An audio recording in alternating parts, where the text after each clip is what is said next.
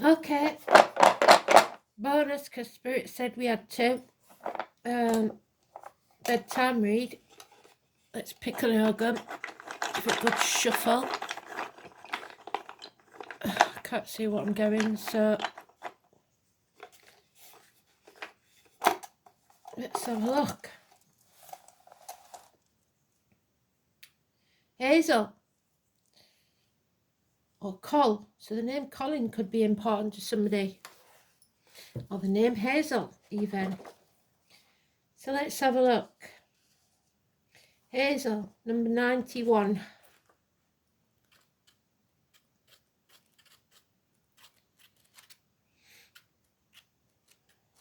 Are we ready?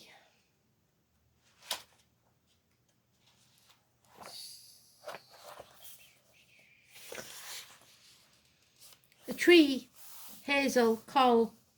The ninth moon, so ninth house is Sagittarius. The first joint of the ring finger, which is Leo. The colour brown.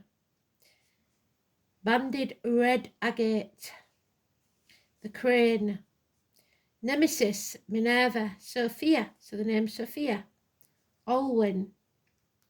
Wisdom and the salmon, which is Leo. Return to our source of wisdom. The letter D. Mercury, which I believe we're still just in Mercury retrograde. Wisdom, fairest of the trees, friend of the nutshell, sweet tree, chestnut bud. Hazel is the ninth moon tree. The nut is the symbol of concentrated wisdom, something sweet, compact and sustaining within a hard shell. In England, a forked hazel stick was used for dowsing and buried treasure, but also murderers and criminals. So yeah, it is a very auspicious branch. It's used as the bardic number 9, 9 being sacred to the muses, and also because the hazel fruits after 9 years. So 9 years could be important. Gave its name to a god, Macol. So the name Macol could be important. It's a newsagent where I come from. In the Finian legend of the ancient dripping hazel, the hazel appears as a tree of wisdom that can be put to destructive uses. Ancient Irish heralds carried the white hazel wand, so some news coming from Ireland. Magical properties, the planet Sun, so Leo again. The air deities of Mercury, so Gemini. Thor, Thursday. Artemis, Diana, so Sagittarius. Powers and luck. Fertility, anti-lightning protection, wishes, string nuts, and hang in the house for luck. Give to a bride to wish her good fortune. When eaten, they give wisdom and fertility. To protect yourself outside, draw a circle in the dirt with a hazel twig. Weave hazel twigs into a crown for luck or to induce invisibility. Place hazel in the window to guard against lightning. Hazel is also used for dowsers and magical wands. It is a tree of divination and of feminine-inspired wisdom, with wands of arbitration, and it talked about the high priestess today. Hazel represents the natural law that a human rhythm in response to lunar rhythm, so the tides and stuff like that, we know are controlled by the moon. Your cycles, your period cycles. The witch's broomstick should have a shaft of hazel, and the dowsing rod should be made of hazel. Hazel represents the distillation of the pure and concentrated essence of anything, especially knowledge. It is the essence of the use of language for communication, the mystery of how ideas are formed and realized in consciousness. It is from this ultimate source that creativity energy is produced. It is the essence of all truth and beauty. You will either become the facilitator of self-discovery for others, or you will soon be the recipient of some teaching from others. Concentrate on the acquisition of knowledge and wisdom. You may be called upon to arbitrate in a conflict, or some conflict you are having will be mediated on the principles of wisdom. So the wisdom of Solomon was talked about in today's Astral DJ song. Search for the source of all things. There is mastery and skill being directed in a conscious way. The challenge is that there may be a tendency not to follow your intuition, and as a result, your creativity may be blocked. You may be blocked by fear of failure, or you may experience blockages from outside yourself. The hazel, of course, where we get hazelnuts. It is a shrub up to 20 feet tall. I am a salmon in the pool. The hazel is part of the birch family. So the salmon we've already established is the Leah, and the birch is Beth. I am a salmon in a pool. The salmon is the third of the 4 sacred animals to be mentioned in Armageddon's chant. The pool spoken of was the well of Segais. 6 months ago, we witnessed the explosive birth of the river, and now the waters have settled down as a cooling, containing influence, soothing away the fiery summer air, and we begin to experience the subtle move towards the inward atmosphere of harvest. The hazel trees that grow on the edge of the pool mirror the ripening of nuts in our own world. So mirroring was mentioned in the read as well. These nuts are symbols of wisdom gained through experience, so hard lessons to learn. The salmon feeds on the nuts and absorbs the magical knowledge they contain into its own flesh, so that the wisdom is reproduced and passed on. In our realm, we realize that the passage of time will provide hindsight, which will allow us to understand our actions as we work at our own personal harvest. Our experiences are ripening in our memory, and we are slowly beginning to understand the significance of them. We are now able to frame those experiences into words and share with others. Like the salmon, we take in life's lessons, transmute them into part of our own nature, and then through personal contact with our work, others will share in the deep wisdom of our experience. So pass on the knowledge, pass on what you've learnt. Swiftly flows the river from the mountain to the sea. The rapids, as they flow, teach me what they know, of strength and grace and speed, and flashing as I go, I ever learn and grow. Gently winds the rivers through the plain down to the sea, and still and silent pool make a wise one from a fool. With depths of calm and peace, and flashing as I go, I ever learn and grow. On the earth, in the air, through the fire by the water, I am knowledge, the hazel moon's daughter. Not of father nor of mother, so we had both of them with their backs turned, was my blood, was my body. I was spellbound by Gwydion, prime enchanter of the Britons, so England, when he formed me from the 9 blossoms, 9 buds of various kind, from primrose of the mountain, broom, meadow, sweet cockle, and together intertwined with the bean in its shade, bearing a white spectral army. So, an army of ancestors, of earth of earthly kind, from blossoms of the nettle, oak, thorn, and bashful chestnut. 9 powers of 9 flowers, 9 powers in my combined, 9 buds of plants and trees, long and white are my fingers, as the 9th wave of the sea. The maiden was clothed in a robe of flame-coloured silk, so red, which is your base chakra, and about her neck was a collar of ruddy gold, on which were precious emeralds and rubies. More yellow was her head than the flowers of the broom, so a fair-haired woman, and her skin was whiter than the foam of the wave, fairer than her hands and her fingers, than the blossoms of the wood anemone, amidst the spray of the meadow's fountain. The eyes of the trained hawk, so Scorpio and Aries, the glance of the 3-mewed falcon, was not brighter than hers. Her bosom was more snowy than the breasts of the white swan. Her cheek was redder than the reddest rose. Whoso beheld her was filled with her love. 4 white trefoils sprung up wherever she trod, and therefore she was called Olwen. Goddess, when not quite one or the other, she is Olwen. Transformation is fleeting but pivotal. It is a key in order to grow. She is hidden and secret, and we talked about that today, and very rarely seen. She is the face that no man may look at and live. but she is also the face of change and pain, of the ache which ensures during healing. She is the momentum one needs to move forward, and she is the one who will comfort the dying on the battlefield. In Gwian's Can Ye Make, Song of the Horses, so those born in the year of the horse, there is a series of I have been lines. One of them is, I have been a crane on a wall, a wondrous sight. The crane was sacred to Delian Apollo. So number 11, Buzz Aldridge and Neil Armstrong, those names could be very important. And we have an Apollo pub, an Apollo walk, so it could be any of those. The sun hero Theseus. The gods fled disguised in bestial forms, Mercury into Ibis, Apollo into the crane, and Thracian bird Diana into a cat. So look for those animal totems. Mercury invented the alphabet after watching the flight of the cranes.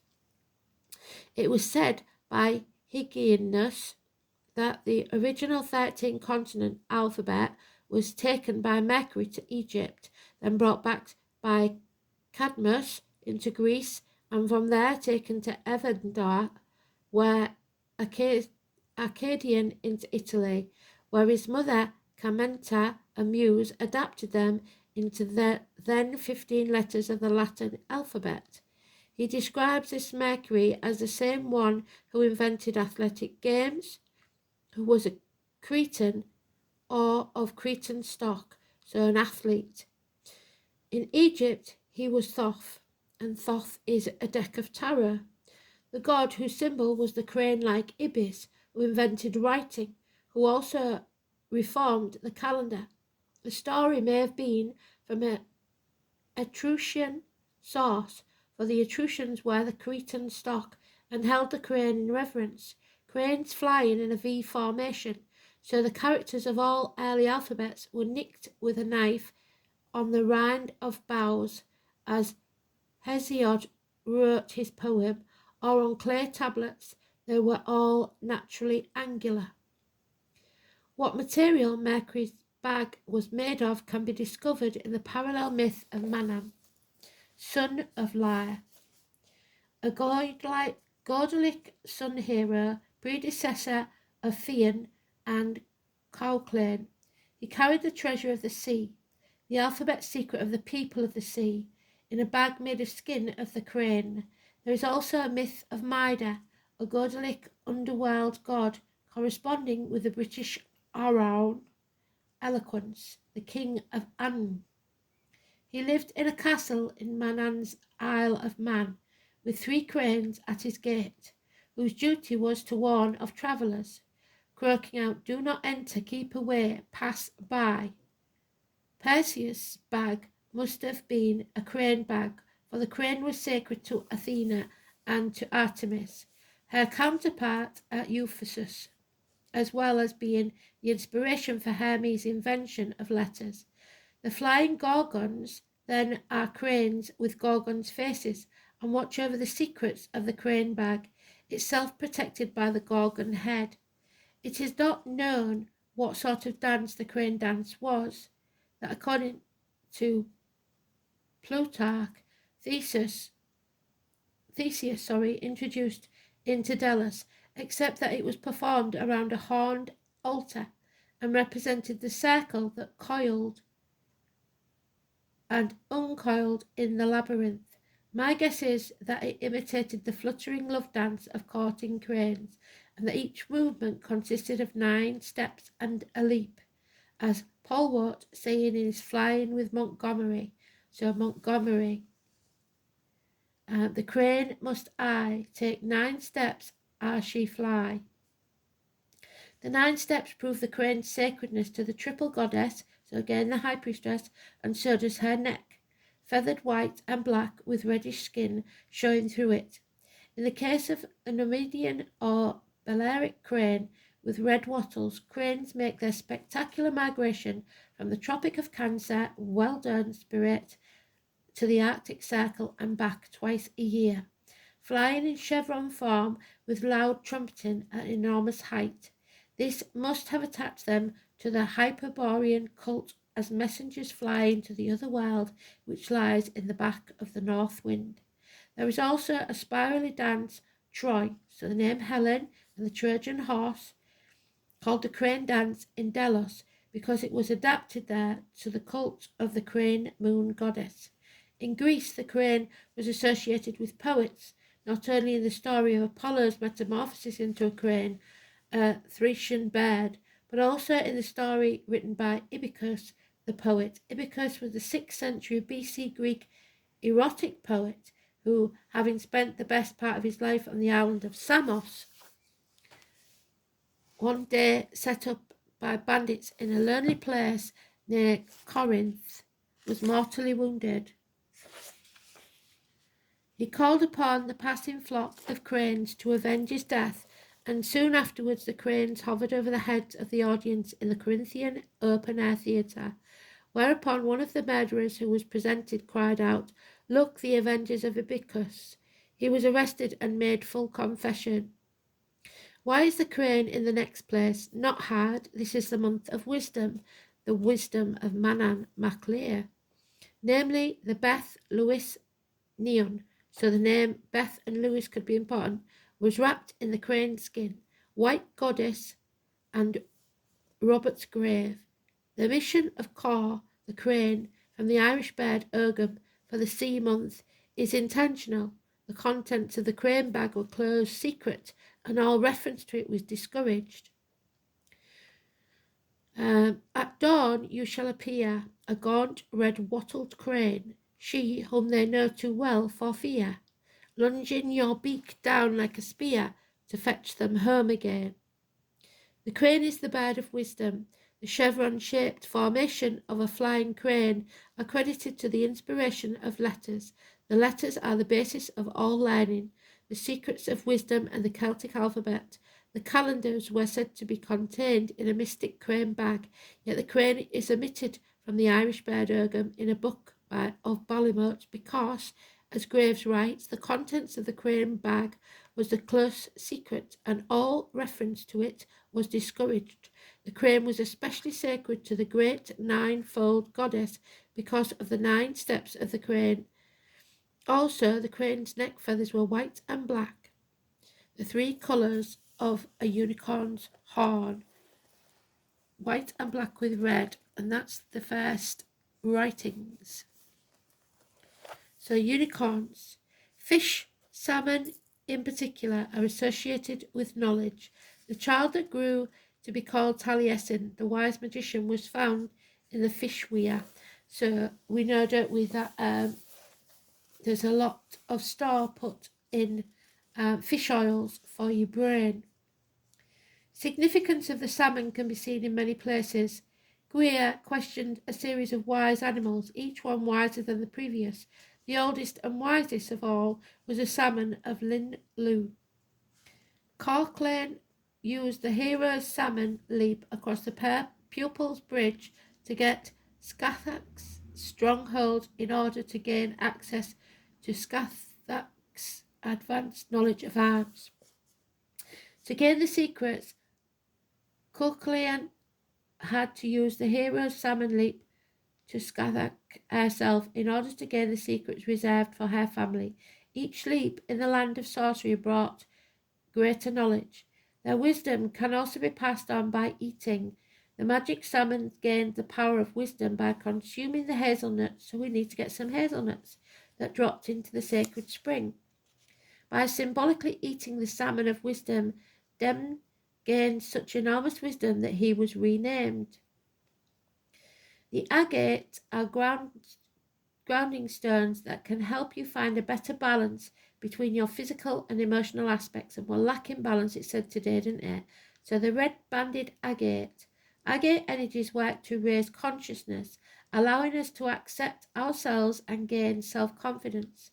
Agate's ability to boost self-confidence, which we're lacking in today's read, manifests itself as courage. It can give you the ability to tackle projects and situations that might otherwise seem beyond your ability. Through this, agate promotes wealth, good luck, and generally a more prosperous life. The grounding energies of agate are calming and soothing to the emotions and this can be a stabilizing influence, leading to greater sense of harmony in your life. Its soothing influence can help you examine and cope with potential problems without undue emotional distraction. Agates are closely tied to earth energies. Wearing agate or carrying it can give you a greater appreciation of nature in all its varied forms. Physically, the energies of agate promote overall health. They are said to help reduce the stress that is a big factor in many physical ailments, and this might be why agate was thought to increase strength and longevity.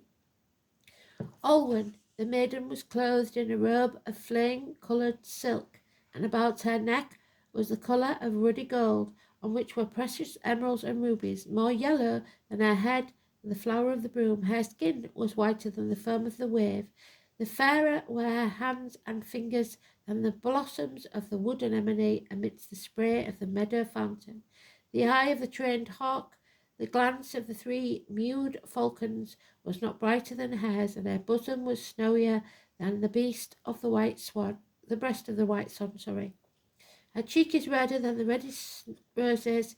Whoso beheld her was filled with love for her. 4 white trefoils sprung up wherever she trod, and therefore she was called Olwen. Sophia offers her cup of wisdom to you, and we had the Queen of Cups, didn't we? It's time to connect with your own deep intuitive wisdom. Sophia asks you to take time for stillness and meditation, to listen to what needs to be heard. Sophia reminds you that you and only you have the truth within. Perhaps you feel you are in a situation that you need guidance for. Have you been here before? When you take the time to listen to your own inner Sophia, you will gain what you need for your journey to well-being. Go to a quiet place where you will not be disturbed for around 30 minutes. Have soft, relaxing music playing if possible. Close your eyes and see yourself walking along a country path which turns into a forest. As you walk along that forest path, feel the dampness of the air, smell the trees, and hear the many sounds of the ancient forest. The path will suddenly end, and you will arrive at an enormous wooden door of a castle. There is a large Gothic knocker which you can use, and the door is opened by the divine Sophia, who takes you inside to a beautiful garden and beckons you to sit with her on a wooden bench. Sophia smiles and informs you that she is your higher self. Ask Sophia what it is that you need to know. Listen to her answers carefully, dismiss nothing, and ask questions if necessary. When you are complete, thank Sophia for her intuition, and then see yourself leave the garden back to the path of the forest. When you get back to the door, please remember to lock it. You do have the key in your pocket. Sophia, pronounced Fear. In Greek, Hokma. In Hebrew, Sapientia. In Latin, all mean wisdom. The Judeo-Christian god, female soul, source of his true power is Sophia. As goddess of wisdom, her faces are many. Black goddess, divine feminine, mother of God. The Gnostic Christians, Sophia was the mother of creation. Her consort and assistant was Jehovah. Her sacred shrine, Hagia Sophia in Istanbul, is one of the 7 wonders of the world. Her symbol is the dove, represents spirit. She is crowned by stars, a Middle Eastern icon, so indicate her absolute divinity. Beautiful. So whatever you get from that is beautiful. But the meditation, the guided meditation that was in there, I've never read before, I've never seen before. So it could be important. I hope you enjoyed that. I do like the Ogha, but they're so long. I only ever read them when Spirit tells us to. So, thanks for listening, and I'll see you again tomorrow. Good night, God bless. Take care.